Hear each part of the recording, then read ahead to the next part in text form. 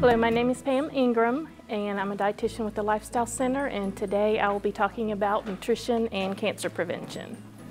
Overall healthy lifestyle is probably the main thing that we can focus on right now. That we know just overall habits and lifestyles do affect our risk for cancer.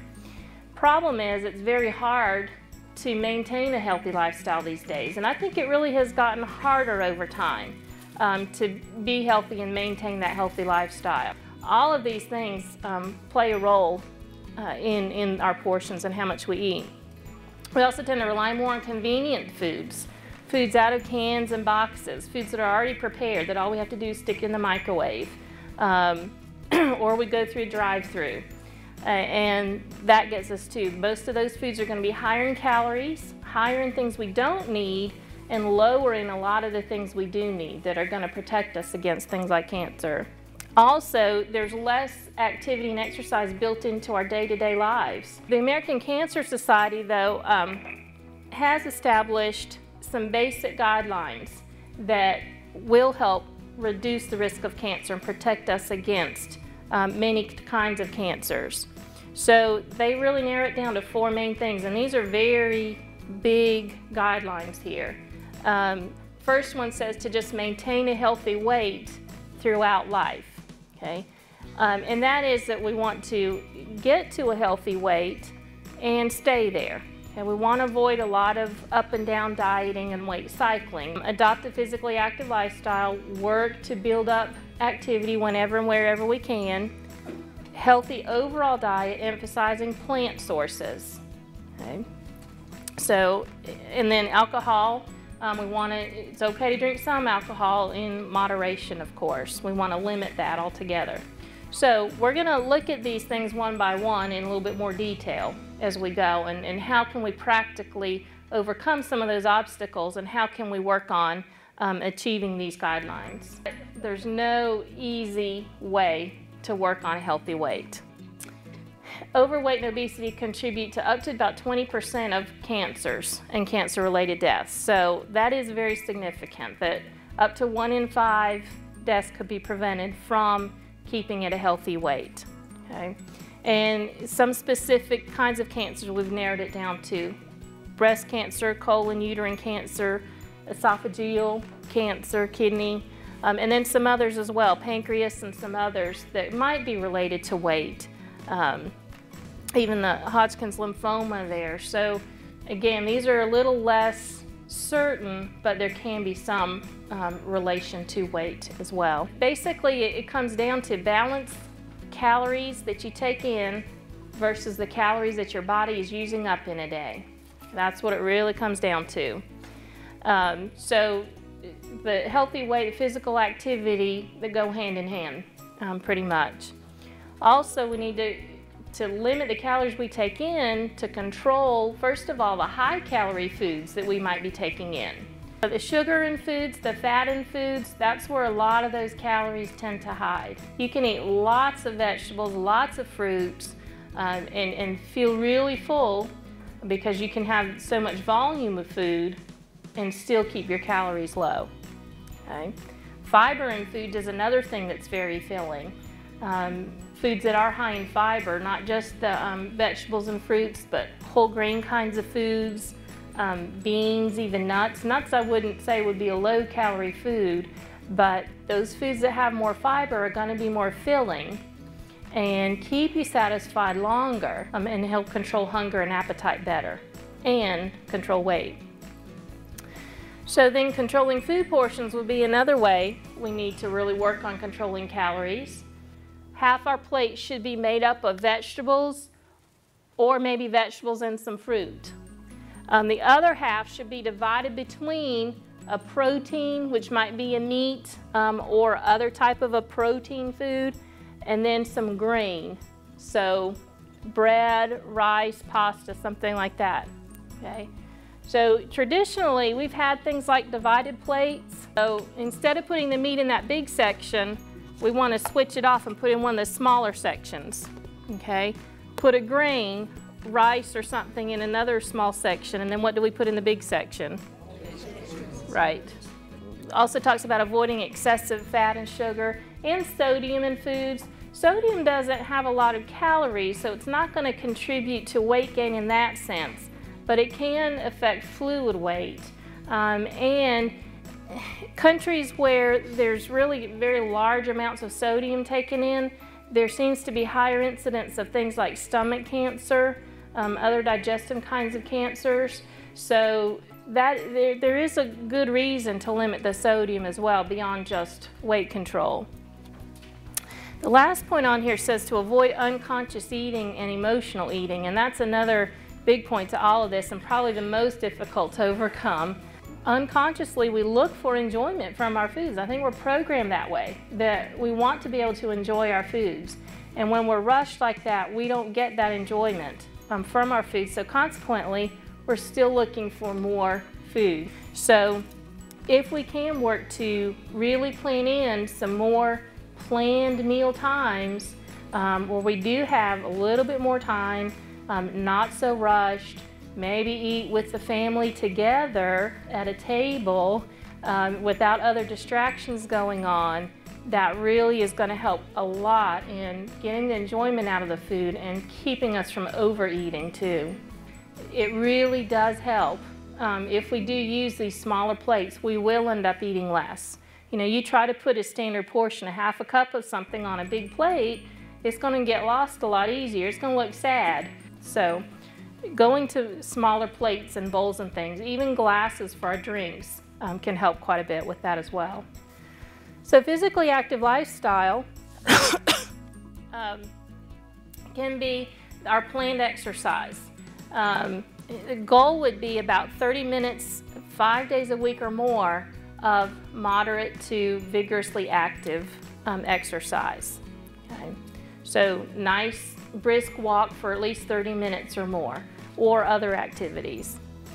Children and teenagers, really the requirement for them, the goal for them is 60 minutes a day or more. Okay. Many benefits of the exercise. It does significantly reduce cancer risk, but also, and some of the things we see here are the ways it does that, by boosting our immune system, regulating things like insulin and blood pressure, stress hormones, and again, also helps with the weight control that we've been talking about. So we don't want to be sitting for just hours at a time. And if you do have a job that requires you to sit, maybe take, every 30 minutes or so, take a little break. You can stand up even for a couple of minutes. Just move around a little bit. And that already, if you do that several times during the day, that's going to boost up the calorie burning that you do in a day. There's research that shows that people that are naturally more busy, I'm not one of them unfortunately, but people that stay busy and naturally just move around more, that they burn up to 350 calories more a day than those of us like me that tend to be the ones that just sit and be content with sitting for long periods of time. So specifically with cancers, breast, colon, prostate cancers, uterine cancers, all can be reduced with physically active lifestyles. So the third guideline from the Cancer Society said to emphasize plant sources in our diets. And our foods, basically, if it's not coming from an animal, it's going to come from a plant pretty much. So this really also probably means more of the natural plant sources, less of the processed kinds of foods, where it's hard to tell that it came from a plant anymore. So basically what we want to focus on is whole grain kinds of foods, the vegetables and fruits we mentioned, also things like the nuts and the beans that we mentioned too as sources of fiber. Beyond just fiber in these foods, there's a lot of beneficial vitamins, essential vitamins that we know we need in a day, but also other things. There's what we call phytochemicals, antioxidant kinds of things in these foods that can reduce our risk for cancers and many other health issues too.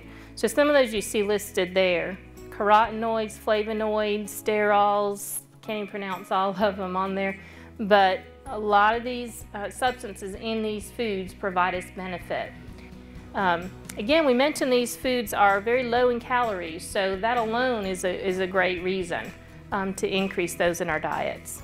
On the other side of that, if we said our foods come from either plant sources or animal sources, we do need to work on limiting the animal sources of foods. And there's been quite a bit of research lately that's gone into things like red meats and processed meats and the risk of cancer from them. Basically relating to things like colon cancer, rectal cancer, prostate cancers. Now, they're not sure exactly what would be the risk. Is it the saturated fat that's in these meats? They're thinking maybe it's not quite that, but actually a combination of things. There are some things that are these N-nitroso compounds in the processed meats especially. Things that have nitrates added. When they're cooked, they form these N-nitroso compounds. Now also, there's things called HCAs, heterocyclic amines, and PAHs are polycyclic aromatic hydrocarbons. So, yeah, HCAs, PAH, what they are is what we would call mutagens. They can cause damage to DNA in our bodies, which can then lead to cancer. Okay?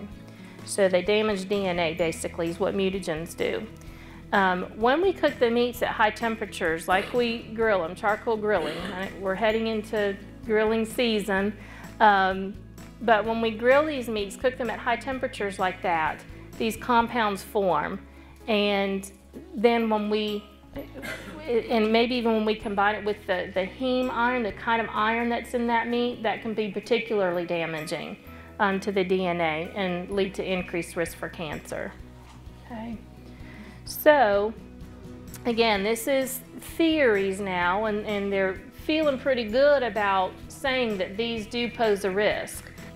But what do we have to give up grilling altogether? We don't really have to give that up. But there are some strategies that we can do. One of the things, interestingly, is that if we eat things like cruciferous vegetables, things like cauliflower, broccoli, Brussels sprouts, cabbage, those kinds of things at the same time, then that might cancel out some of these unhealthy substances in there. Okay? So that can be a really good strategy. What we can do as well is minimize the grilling time. Cut down on the time that the food spends literally on that grill. So what you can do is maybe bake or parboil some foods. Do that ahead to start that cooking, and then you can put it on the grill so you can still get that grilled taste, but it doesn't have enough time for those compounds to build up so much in those meats. The other kinds of meats, chicken and turkey and fish, tend to build up less of these compounds than the red meats. Okay, so even grilling those is better for us than the red meats as well. So if we minimize, if we don't have a lot of red meats, processed meats on a daily basis, that's going to help. All right, so back to the fruits and vegetables again. The goal for these fruits and vegetables is multiple servings a day. This is one area where a lot of research has tried to narrow down specific substances in foods, and they have come up with, we saw a list on the previous slide of several different things that could have some effect on our risk for cancer. The goal is not that there's any one vegetable or any one fruit that's going to be that much better than all the others. Okay? The goal is to get in as much as we can, do have some variety, and the variety comes in different colors of the vegetables and fruits. So we tend to group them in these families. The green vegetables, yellow and orange, like the carrots, squash and things, cantaloupe. The red ones, things like tomatoes, watermelon, strawberries. White, onions, potatoes, garlic, bananas, all those would be in the white family. The blue and purple, things like blueberries, I don't know if eggplant's grouped in there, some grapes, those kinds of things would be in the blue and purple category. The red cabbage. So we want to get a variety of those things, a variety of colors of vegetables and fruits in. The whole grains, several servings a day of whole grain foods. Again, the benefit is more than just fiber. There's things like, they're looking into selenium, vitamin E, vitamin B6, even that's in grains. They're looking at vitamin B6 as potentially help for lung cancer and maybe reducing risk of lung cancer. So that's kind of interesting. But again, that's still very much a question of whether that's a true benefit or not. So whole grains, I'm going to step out again. I've got several examples here. Bread and cereal can be more obvious whole grains. Things simple as just bran flakes there. Pastas, there's a lot more variety now of whole grain pastas that you can have. Brown rice. We talked a little bit with a couple people about this already. This grain called quinoa is one that's becoming more and more popular, that you cook it like rice. You can have different ways of preparing it. Even popcorn is a whole grain, or tortilla chips. Often they're made from 100% whole grain corn. Okay, so even in snack foods we can get some of these whole grains. Okay, do look, if you are after whole grains, look at the labels and make sure, if it doesn't say 100% whole grain clearly on a label, look closely at the ingredients, and you want to make sure that the first ingredient on there says whole grain. Okay, so again, that whole grain is where you're going to get some fiber, but also a lot of other nutrition that can help protect you. Okay. And so the fiber added, there's a lot of foods now where there's fiber added in there. That is not whole grain. Okay, and may not give us the same benefit as these 100% whole grain foods. The fat in things like nuts, nuts are not a low-calorie food. You don't eat nuts, you know, a can full of them at a time. It's still going to be one of those small portion foods, but the fat in them is a healthy kind of fat typically, so it's not a saturated fat.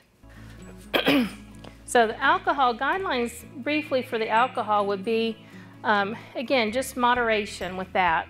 1 drink a day or less for women and 2 for men. Okay. So there's several other things that are being researched as well that may offer some help. They're looking into things like calcium that could possibly help reduce our risk of colon cancer, maybe breast cancer. But if we supplement with a lot of calcium, that could actually increase the risk of something like prostate cancer.